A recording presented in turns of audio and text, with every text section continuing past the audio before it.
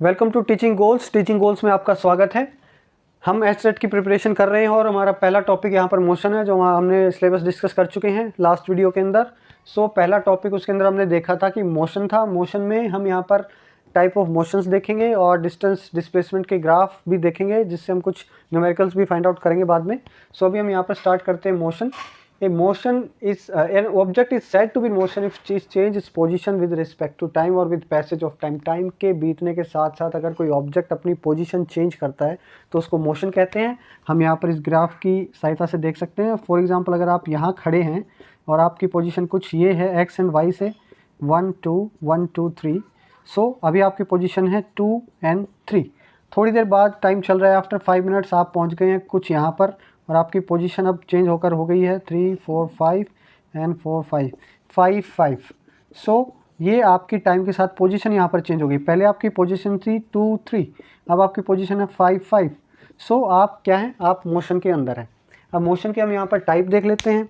और रेस्ट क्या होगा? टाइप देखने से पहले रेस्ट होगा जब आपकी पोजीशन चेंज ही नहीं हो रही है, आपकी घड़ी चल रही है, टाइम बीतता जा रहा है, लेकिन आप 2 3 पर ही हैं, 2 3 पर ही खड़े थे। आप होंगे रेस्ट। और यहाँ पर आगे चलने से पहले हम देख लेते हैं कि क्या रेस्ट, एब्सोल्यूट रेस्ट नाम की भी कोई चीज़ है? कैसा हो सकता है कि अब आप वीडियो देख रहे हैं तो आप रेस्ट पे हैं और अब मैं पढ़ा रहा हूँ तो क्या मैं रेस्ट पे ही हूँ? ये सारी चीज़ें डिपेंड करता है फ्रेम ऑफ रेफरेंस के ऊपर। हमारा जो रेफरेंस पॉइंट है वो क्या होगा, हमारा ओरिजिन है वो क्या चीज़ है, यानी कि जो हमें ऑब्जर्व कर रहा है वो क्या चीज़, वो कहाँ।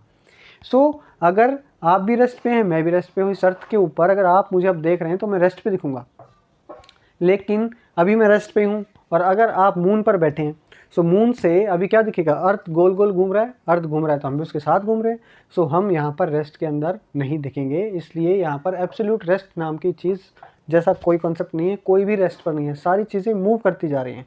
फॉर एग्जांपल, हम अर्थ पर हैं और अर्थ जो है रिवॉल्व कर रहा है सन के अराउंड, और सन भी क्या कर रहा है, सन भी चलता ही जा रहा है, हमारी पूरी गैलेक्सी मूव कर रही है। तो सारी चीज़ें यहाँ पर देखी जाए तो मोशन के अंदर ही है, एब्सोल्यूट रेस्ट यहाँ पर कुछ भी नहीं है। आगे हम देखते हैं types of motion. Types of motion के अंदर यहाँ पर लीनियर मोशन है, वाइब्रेटरी मोशन है। लीनियर मोशन के अंदर जब कोई ऑब्जेक्ट एक स्ट्रेट लाइन के अंदर मूव करेगा that is called linear motion. Straight line के अंदर कोई बॉडी मूव कर रही है that is called linear motion. जो एग्जांपल है, रेल के ऊपर ट्रेन चल रही है, रेलवे लाइन को रेल बोलते हैं, उसके बाद जो ट्रेन चल रही है स्ट्रेट लाइन में, या फिर कोई बस सीधी जा रही है तो that is called linear motion. Circular motion, जो अर्थ यहाँ पर सन के चारों तरफ रिवॉल्व कर रहा है, यहाँ पर आपका ये मोशन हो जाएगा सर्कुलर मोशन। थर्ड आपका मोशन है वाइब्रेटरी मोशन या ऑसिलेटरी मोशन।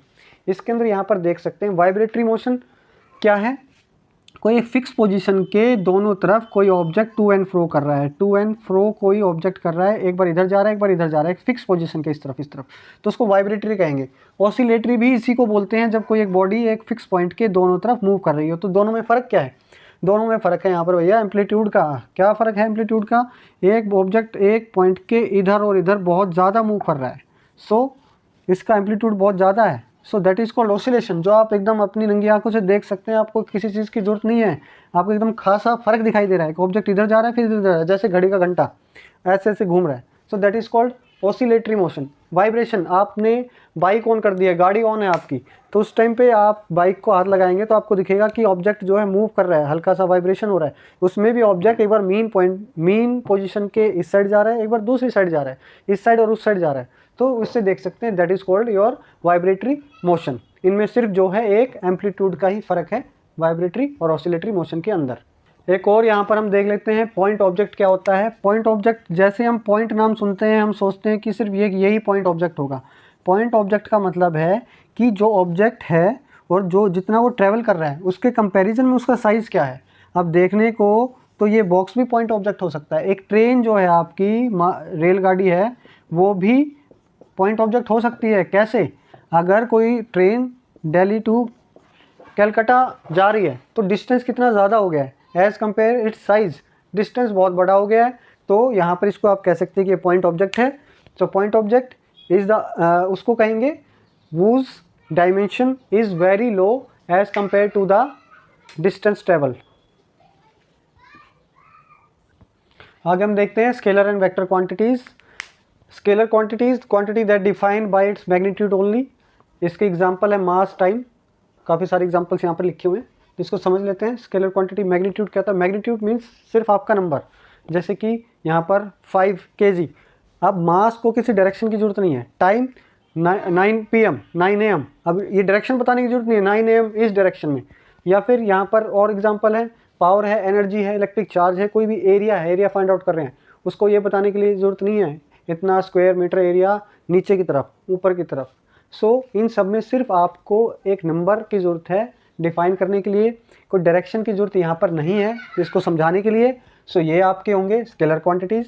अब यहाँ पर स्केलर क्वांटिटी फॉलो करता है algebraic law of addition, means यहाँ पर डायरेक्टली आप इनको डायरेक्ट ऐड कर सकते हैं। मान लीजिए यहाँ पर आपको मास दे दिया है 2 और 3, तो डायरेक्ट आप सीधा ऐड कर देंगे, ये अलजेब्रिक सम है।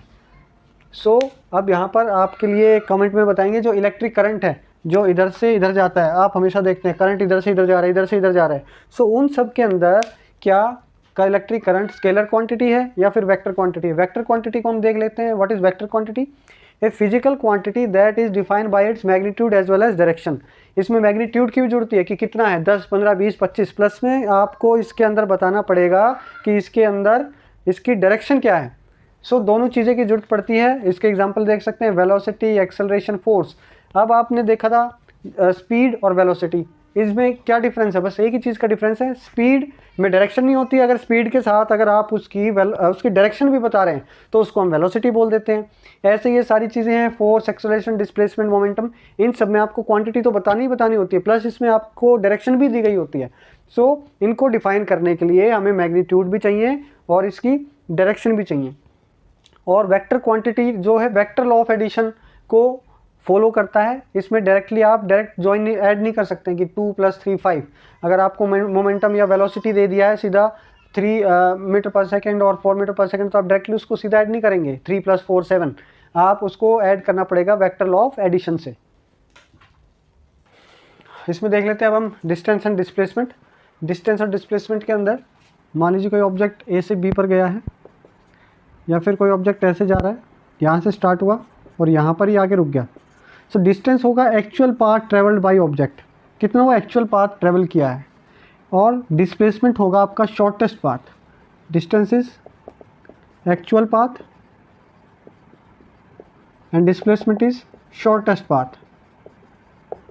और आप इसको बोल सकते हैं straight line between final and initial position. एक स्ट्रेट लाइन खींची जाएगी, अगर कोई ऑब्जेक्ट ऐसे ऐसे जा रहा है तो ये इसकी इनिशियल पोजीशन थी, इसकी फाइनल पोजीशन थी, तो इसका डिस्प्लेसमेंट होगा सिर्फ इतना। इसको आप मेज़र करेंगे 2, 3, 4 जो भी आया मीटर वो ये होगा, लेकिन आपका डिस्टेंस होगा वो इस पूरे के ऊपर आपको घूमना पड़ेगा, जब जाके आपको डिस्प्लेसमेंट पता चलेगा। डिस्टेंस यहाँ पर ऑलवेज पॉजिटिव होगा, कभी नेगेटिव नहीं होगा। डिस्प्लेसमेंट आपका पॉजिटिव होगा और ज़ीरो भी हो सकता है। सो यहाँ पर हम एक छोटा सा क्वेश्चन देख लेते हैं इसको स्टार्ट करने से पहले।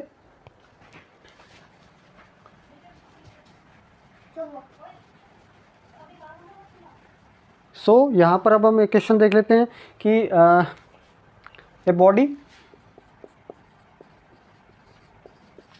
False from a height of 3 metre. कोई ऑब्जेक्ट था किसी हाइट से 3 मीटर नीचे गिर गया। सो इसका डिस्टेंस बताइए और डिस्प्लेसमेंट बताइए। आप लोगों ने सोच लिया होगा क्या है, देख लेते हैं। सो जो आपका डिस्टेंस होगा वो होगा 3 मीटर, लेकिन आपका डिस्प्लेसमेंट, यहाँ पर आपको डिस्प्लेसमेंट में डायरेक्शन भी बतानी होगी। और अभी हमने स्केलर क्वांटिटी वेक्टर क्वांटिटी भी देखा था, वेक्टर में देखा था कि डिस्प्लेसमेंट जो है वेक्टर क्वांटिटी में आएगा। सो उसके साथ आपको उसकी डायरेक्शन बतानी है। या तो आप बोलेंगे 3 मीटर डाउनवर्ड, या फिर आप लिखेंगे -3 मीटर। डायरेक्ट 3 नहीं लिखेंगे आप इसके अंदर, इन दो में से एक को आपको लिखना होगा। सो एक छोटा सा एक और एग्जांपल देख लेते हैं। मान लीजिए एक ऑब्जेक्ट है, ए से बी तक गया है और ये आपका रेडियस है, यहाँ पर मान लीजिए स्मॉल r। सो अब यहाँ से इसका डिस्टेंस और डिस्प्लेसमेंट बताकर आप इसको कमेंट में लिखेंगे कि आपका डिस्टेंस क्या आया है और डिस्प्लेसमेंट क्या आया है। आगे हम देख लेते हैं uniform and non uniform motion. Uniform motion a body covers equal distance in equal interval of time. कोई बॉडी है या आप हैं या कोई बस है, कुछ भी है, मूव कर रहा है। सो हर सेकंड या हर मिनट को देखते हुए, जैसे भी आप देखना चाहें, सो हर सेकंड वो इक्वल डिस्टेंस ही कवर कर रहा हो। 5वें से जब 6ठे सेकंड पे गया, उस दौरान जो 1 सेकंड में उसने ट्रैवल किया अगर 4 मीटर, तो जब 9 सेकंड से 10 सेकंड जाएगा, जब भी वो अगले 4 सेकंड ही वो ट्रैवल करे, that is called uniform motion. और यहाँ पर एक और उदाहरण से देख लेंगे। मान लीजिए अभी आपने घड़ी स्टार्ट की, कोई ऑब्जेक्ट जाता हुआ देख रहे हो आप, तो पहले सेकंड में उसने 5 मीटर अगर चला है तो अगले सेकंड में भी 5 मीटर ही चलेगा, उससे अगले सेकंड में 5 मीटर ही चलेगा। अगर 5 मीटर ही चलता जा रहा है हर सेकंड, तो उस बॉडी को हम कहेंगे यूनिफॉर्म मोशन, उस ऑब्जेक्ट को कहेंगे कि वो यूनिफॉर्म मोशन में है। इंपॉर्टेंट लाइन यहाँ पर, uniform motion always take place in straight line. Straight line में अगर कोई ऑब्जेक्ट जा रहा है तो ही हम उसको यूनिफॉर्म मोशन बोलेंगे। अगर मान लीजिए आगे अभी डिस्कस करते हैं इस चीज़ को, एग्जाम्पल देख लीजिए, ए बस moving with A speed of 60 kilometre per hour along north direction में ही जा रहा है, वो एक स्ट्रेट लाइन में ही जा रहा है, स्ट्रेट लाइन में जा रहा है तो ही ऑब्जेक्ट जो है यूनिफॉर्म मोशन कहलाएगा। सेकंड हम देखते हैं नॉन यूनिफॉर्म मोशन।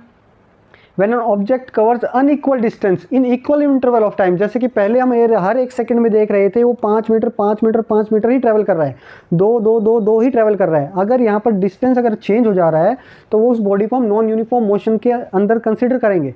अगर फॉर एग्जाम्पल बॉडी सेम वैसे ही मूव कर रही है जैसे मूव कर रही थी, हर सेकंड में 5, लेकिन ये गोल घूम रही है, ये सर्कुलर पाथ में है, ये कर्व ले रही है, ये टेढ़ी मेढ़ी जा रही है, इसकी डायरेक्शन चेंज हो रही है, तो इस ऑब्जेक्ट को भी हम नॉन यूनिफॉर्म मोशन में ही कंसिडर करेंगे। So an object move along curve path और इट चेंजेस इट्स डायरेक्शन, इसको भी हम नॉन यूनिफॉर्म मोशन बोलेंगे, चाहे फिर वो इक्वल डिस्टेंस ट्रेवल कर रहा है या नहीं कर रहा है। स्ट्रेट लाइन में जा रहा है लेकिन डिस्टेंस अनइक्वल, पहले सेकंड में 2 मीटर, दूसरे सेकंड में यहाँ पर 2 से 5 हो गया है, 3 मीटर का चेंज आ गया है, आगे फिर 1 मीटर का चेंज आ गया है, फिर 3 का, नहीं, ये हो जाएगा यहाँ पर नॉन यूनिफॉर्म मोशन। इसमें डायरेक्शन वाली चीज़ को आप एकदम ध्यान रखेंगे। एग्जाम्पल के तौर पर देख सकते हैं, ट्रेन चल रही है 90 किलोमीटर पर सेकंड से, उसने ब्रेक मार दिया तो उसकी स्पीड अब कम होती जा रही है, हर सेकंड वो डिस्टेंस कम कवर करता चला जाएगा। ये एकदम से हवाई जहाज उड़ने के लिए तैयार हो रहा है, रनवे भी छोटा नहीं है, रनवे भी बढ़ता जा रहा है तो इसकी स्पीड बढ़ती चली जाएगी। या फिर आपने फैन को ऑन किया है तो धीरे धीरे अब उसकी स्पीड बढ़ेगी, हर सेकंड उसकी स्पीड बढ़ती चली जाएगी। सो चेंज इन स्पीड या फिर चेंज इन डायरेक्शन, इन दोनों ही केस में आप यहाँ पर बॉडी को कंसिडर करेंगे नॉन यूनिफॉर्म सर्कुलर मोशन। अब यहाँ पर हम देख लेंगे स्पीड। सो स्पीड काफ़ी आसान ही है, आप सभी ने पढ़ा भी हुआ है। The distance travel by body per unit time, या फिर हम बोल सकते हैं rate of change of distance is called speed. So speed is equals to distance travel upon time taken. For example अगर हम देख लेते हैं कि आपने एस डिस्टेंस ट्रेवल किया है टी टाइम में, तो यहाँ पर लिख सकते हैं v is equals to S upon T, और इसकी जो क्वांटिटी होगी जिस चीज़ से हम इसको मेज़र करेंगे, जनरली हम मीटर सेकंड होता है। सो स्पीड यहाँ पर हो जाएगी हमारी मीटर पर सेकंड, या फिर हम इसको कई बार ऐसे भी लिख सकते हैं। और जो स्पीड है यहाँ पर, स्पीड जो होगी कौन सी क्वांटिटी होगी, ये स्केलर क्वांटिटी होगी, क्योंकि इसके अंदर हमें कोई भी डायरेक्शन बताने की ज़रूरत नहीं है, डायरेक्शन की कोई ज़रूरत नहीं है बताने की, सिर्फ हम डिस्टेंस बता रहे हैं और कितने टाइम में ट्रैवल किया है उसको हम बता रहे हैं। इसी में आगे यूनिफॉर्म स्पीड और नॉन यूनिफॉर्म स्पीड, उसी में सेम ही जैसे हमने अभी पीछे पढ़ा है, if a body travels equal distance in equal interval of time so it is called uniform speed. If a body covered unequal distance in equal interval of time so that is called non uniform speed. इसके अंदर important है यहाँ पर average speed. सो हम average speed को देख लेते हैं, आगे हम देख लेते हैं इसके अंदर average speed. So average speed होगा आपका total distance travel upon total time. बच्चों को कह रहा हूँ, आप लोगों को लग रहा होगा कि काफ़ी आसान टॉपिक चल रहे हैं अभी तक। सो एक बार आप इस क्वेश्चन को निकाल के देखिए, आप इसका स्क्रीनशॉट ले सकते हैं, एक बार इसको निकाल के देखिए और अभी हम आंसर निकालते हैं, फिर हम इसको चेक करते हैं। सो यहाँ पर क्वेश्चन पूछा गया है कि a car travel first half distance with a uniform speed 30 metre per second and next half distance is 20 metre per second, find its average speed. जितना ट्रैवल कर रहा था आधा तो कर रहा है 30 मीटर पर सेकंड से, बाकी आधा डिस्टेंस ट्रैवल किया है 20 मीटर पर सेकंड से। सो इसकी एवरेज स्पीड हम निकालेंगे। सो एवरेज स्पीड एकदम हम स्टेप बाय स्टेप चलेंगे, वैसे तो इसका सिंपल फार्मूला भी है लेकिन वो हम बाद में देखेंगे, पहले हम स्टेप बाय स्टेप चल के देखते हैं। Total distance travel upon time. So total distance हमारे पास, फॉर एग्जाम्पल हम डिस्टेंस मान लेते हैं यहाँ पर डी हमने डिस्टेंस मान लिया, total distance. So total distance यहाँ पर एवरेज स्पीड के लिए हमने फॉर्मूला लिख दिया टोटल डिस्टेंस हो गया हमारा डी अपॉन में टाइम टेकन। तो फर्स्ट हाफ में हमें कितना टाइम लगा है वो टाइम निकालना है। तो हमें ऊपर पढ़ा है अभी speed is equals to distance upon time. So time हो जाएगा हमारा यहाँ से डिस्टेंस अपॉन स्पीड। सो दोनों का डिस्टेंस देख लेंगे, फर्स्ट हाफ के लिए डिस्टेंस देख लेंगे और सेकंड हाफ के लिए डिस्टेंस देख लेंगे। तो फर्स्ट हाफ के लिए डिस्टेंस कितना हो जाएगा, d/2 पहला डिस्टेंस, हाफ डिस्टेंस, और उसकी स्पीड कितनी है, स्पीड है यहाँ पर 30 metre per second, plus second half distance वो भी हो जाएगा d/2 अपॉन स्पीड कितनी है सेकंड हाफ में 20। सो टाइम लिख लिया है हमने, ये हमने टाइम लिखा है, this is the time for first half, this is the time for second half. अब इसको आगे हम सॉल्व करके देख लेते हैं। सो ये आपका आ जाएगा d अपॉन, यहाँ पर हम इसका एलसीएम ले लेंगे 30 और 40 का, 30 और 20 का सॉरी, उससे पहले 2 नीचे ले जाएंगे तो ये हो जाएगा हमारा d upon 60 plus d upon 40। इसका एलसीएम लेंगे तो हम ये हमारे पास आ जाएगा 120, और ऊपर हम d को लिख लेते हैं 120 एलसीएम आ गया तो ये आ जाएगा 2d प्लस 3d, 120 ऊपर, सो ये आ जाएगा 120d अपॉन 5d। एलसीएम लेके लिखेंगे तो ये एकदम सिंपल है, कर ही लिया होगा आप लोगों ने। सो यहाँ पर जब आप इसको कट करेंगे आ जाएगा आपके पास 2 4। सो यहाँ पर ये आपके पास आ गया 24 मीटर पर सेकंड। आप लोगों का आंसर क्या है कमेंट करके बताना, और हमारा क्या है कि आप सही निकाल पाएँ, इससे हम देखेंगे।